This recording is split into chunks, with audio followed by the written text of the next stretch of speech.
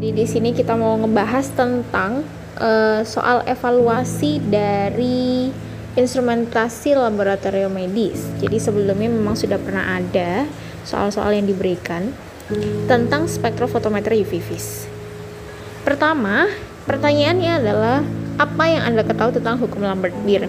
Jadi hukum Lambert-Beer ini dia itu berbicara tentang absorbansi yang dia nilainya sebanding dengan konsentrasi. Jadi absorbansi ini adalah data yang diperoleh saat kita mengukur suatu sampel dengan menggunakan alat spektrofotometer UV vis, sedangkan konsentrasi ini adalah konsentrasi dari sampel yang kita ukur. Jadi biasanya kalau misalnya spektrofotometer UV vis itu kan kita punya larutan dengan berbagai konsentrasi ya, variasi konsentrasi. Kemudian larutan-larutan tersebut kita ukur dengan spektro, di mana spektro ini menghasilkan suatu data yang disebut absorbansi. Jadi nanti data yang diperoleh itu di sini ada konsentrasi, kemudian di sini ada absorbansi. Misal aku punya konsentrasinya 2 ppm, kemudian ada 3 ppm, kemudian ada 5 dan seterusnya. Nanti absorbansinya juga akan berbeda. Nah, karena A dan C ini mereka sebanding, maka ketika absorbansinya 2, misal serapannya adalah 0,1, kalau absorbansinya 3, maka serapannya adalah 0,3, kalau 5 adalah 0,5. Maka maksudnya semakin tinggi konsentrasinya, maka semakin tinggi pula absorbansinya. Jadi itu yang dimaksud dengan hukum Lambert-Beer. Kemudian untuk belangko sendiri, belangko itu apa? Belangko itu sebenarnya isinya adalah aqueous gitu ya. Ketika tidak ada pengompleks yang ditambahkan di dalam sampel, maka belangko itu adalah aqueous saja. Tapi kalau misalnya kita itu menggunakan senyawa pengompleks, maka isinya adalah aqueous plus pengompleks.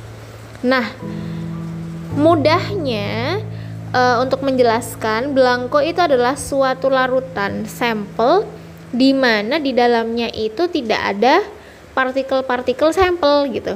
Jadi dia adalah larutan yang tidak tercampur dengan sampel. Intinya dia itu blank untuk apa ya? Untuk parameter 0 serapan gitu, serapan 0 kayak gitu. Kan kembali lagi kalau misalnya spektro itu kan dia mengukur jumlah dari partikel ya. Kalau misalnya teman-teman ingat, jadi dia itu mengukur jumlah partikel sampel gitu. Misal sampelnya adalah urea, maka jumlah partikel urea yang akan kita ukur.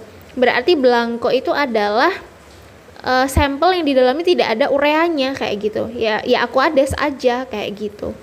Itu sih belangko.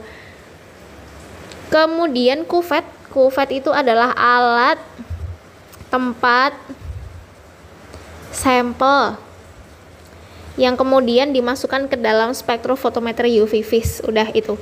Bentuknya nanti kotak kayak gini. Dia ada bagian yang ada segitiganya. Kemudian ada sisi yang bening dan ada sisi yang buram kayak gitu. Oke, next. Kemudian soal nomor 2. Syarat sampel yang dapat dianalisis menggunakan spektrofotometer UV vis, pastinya dia punya gugus kromofora. Udah, itu yang paling penting.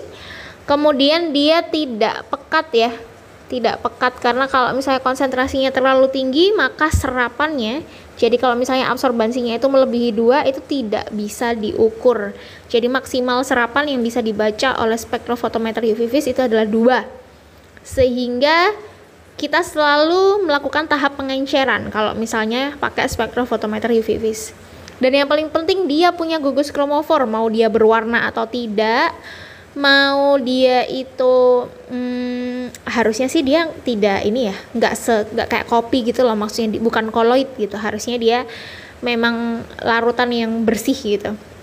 Intinya pokoknya punya gugus kromofor lah ya itu. Kemudian nomor 3, dalam suatu proses analisis menggunakan spektrofotometer UV vis, seorang peneliti menggunakan tabung reaksi. Oke, dia menggunakan tabung reaksi sebagai pengganti kuvet. Pada beberapa jenis alat spektrofotometer UV vis, penggunaan tabung reaksi memang diperbolehkan. Hal tersebut dikarenakan, ya kan kalaupun kita pakai kuvet, di mana dia ada sisi bening dan sisi buremnya. Kan sisi beningnya nanti yang menghadap ke bagian sumber cahaya kan. Lah sekarang kalau misalnya tabung reaksi malah bening semua sisinya, berarti boleh aja kita pakai gitu. Sisinya bening semua, maka kenapa kok kita itu yang sisi bening ini kita hadapkan ke sumber cahaya? Karena nanti kan cahayanya itu menembaki si sampel kan, jadi cahayanya itu menembus gitu maksud aku. Maka ketika sisi dari wadahnya itu bening, cahaya itu akan lebih mudah menembusnya, seperti itu. Sedangkan tabung reaksi jelas dia bening semua sisinya, otomatis dia bisa digunakan sebagai pengganti kuvet, seperti itu. Kemudian nomor 4, pada suatu kasus diketahui bahwa seorang ATLM diminta untuk mengukur kadar urea. Jadi dia minta mengukur kadar urea dalam urin seorang pasien. Salah satu alat yang dapat digunakan untuk mengukur kadar urea dalam urin adalah spektrofotometer UV vis.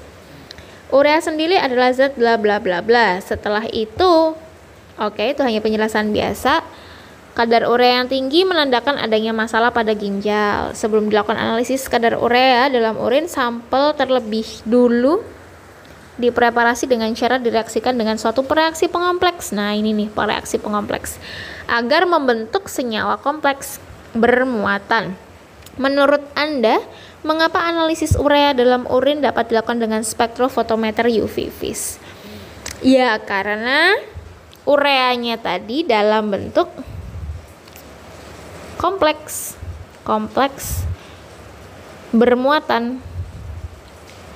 Nah, di mana kalau misalnya kalian membaca lagi spektrofotometer UV vis itu dia bisa untuk senyawa-senyawa kompleks. Nah, karena dia bermuatan. Kemudian senyawa yang punya gugus kromofor.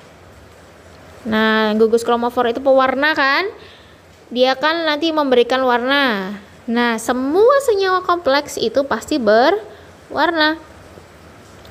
Kemungkinan di dalamnya ada gugus kromofor itu, tapi belum tentu semuanya loh ya.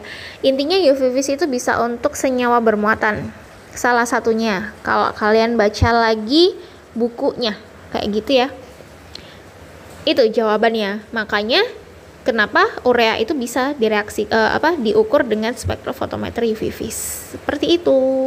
Jawabannya udah ada di soal sebenarnya. Oke, next. Kemudian di sini ada soal nomor 5. Spektrofotometer UV vis dapat digunakan untuk mengukur absorbansi sampel yang tidak berwarna atau bening. Menurut Anda bagaimana hal tersebut dapat terjadi? Ya, karena yang penting adalah gugus kromofornya.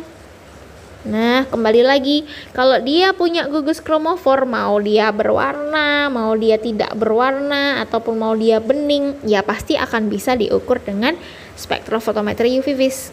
Seperti itu. Next, fotometer. Sampel apa saja yang dapat dianalisis menggunakan fotometer? Dia adalah darah, atau lebih tepatnya plasma dan serum. Jadi sebenarnya fotometer itu mirip dengan spektrofotometer UV vis, cuman memang dia biasanya digunakan untuk plasma dan serum. Nah, nomor 2 nih, menurut Anda apakah yang diukur oleh spektrofotometer dan apakah yang diukur oleh fotometer? Sama-sama mengukur intensitas cahaya. Nah, kemarin kan ada yang ngejawab yang kalau spektrofotometer itu mengukur absorbansi, kalau fotometer mengukur intensitas. Bahkan absorbansi pun itu yang diukur dalam bentuk intensitas cahayanya ya. Jadi intensitas jumlah cahaya, banyaknya cahaya. Kalau absorbansi banyaknya cahaya yang diserap. Kalau fotometer banyaknya cahaya yang diteruskan. Jadi semuanya adalah tentang intensitas cahaya kayak gitu. Kemudian nomor 3, di dalam pemeriksaan menggunakan fotometer, salah satu tahapan penting yang tidak bisa ditinggalkan adalah melakukan inkubasi terhadap sampel. Menurut Anda, mengapa hal tersebut harus dilakukan? Jadi inkubasi di sini itu intinya tuh supaya reagen-reagennya itu bisa bekerja secara maksimal gitu. Jadi inkubasi itu semacam kayak dimasukin ke dalam tempat gitu kan, yang dia dengan suhu tertentu, nah kayak gitu. Jadi tujuannya ya supaya reagennya bekerja maksimal. Itu sih. Ini di PPT sudah ada, PPT teman-teman kalian tentang fotometer. Nanti dicek lagi. Kemudian nomor 4, apa yang membedakan antara spektro UV vis dan fotometer? Kalau misalnya spektro, ya kan, spektro ini maksudnya adalah spektrum cahaya. Nah, kalau misalnya spektrofotometer dia punya spektrum cahaya, kalau fotometer tidak punya spektrum cahaya. Itu doang yang membedakan. Jadi spektrum cahaya itu semacam kayak kalian kalau lihat nanti boleh deh googling gitu ya, apa sih yang dimaksud dengan spektrum cahaya itu. Jadi nanti ada cahaya yang berwarna-warna itu loh. Nanti dari warna kuning menjadi merah kalau nggak salah. Nanti coba dicek sendiri, aku juga lupa. Intinya adalah seperti itu. Kemudian salah satu cara perawatan alat fotometer adalah dengan meletakkannya di dalam ruangan ber-AC. Menurut Anda, mengapa meletakkan fotometer dalam ruangan ber-AC akan membuatnya lebih awet? Oke, fotometer dia adalah alat yang pakai listrik. Kalau dia jalan terus lama, maka dia akan menjadi panas. Kalau dia panas, dia akan cepat rusak. Kebakar lah ya, kayak kalau misalnya kamu ngecas HP gitu kan, HP-nya akan menjadi cepat panas, atau kamu menggunakan HP terus menerus tanpa berhenti, itu akan panas. Maka kita letakkan dia di tempat ber-AC supaya dingin. Udah, itu doang. Nah, ketika dia dingin, otomatis kompartemen di dalamnya, nah itu kan lebih awet gitu karena dia nggak panas, padahal kan di dalamnya kan logam-logam gitu kan. Kalau misalnya dia cepat panas, dia cepat kebakar, itu berbahaya. Maka biasanya alat-alat yang dia menggunakan listrik kayak spektrofotometer, bahkan minividas itu sering kali kita letakkan di ruangan ber-AC seperti itu. Biasanya kalau kalian melihat laboratorium di dalam rumah sakit itu kan mayoritas ber-AC ya, karena mereka menggunakan alat-alat yang menggunakan listrik, menggunakan komputer, dan itu harus nyala terus-menerus ketika running. Itu supaya awet. Mungkin segitu dulu pembahasannya, 5 soal, enggak sih, berapa tadi soal spektro dan soal fotometer. Semoga bermanfaat. Selamat belajar dan ya semoga bermanfaat.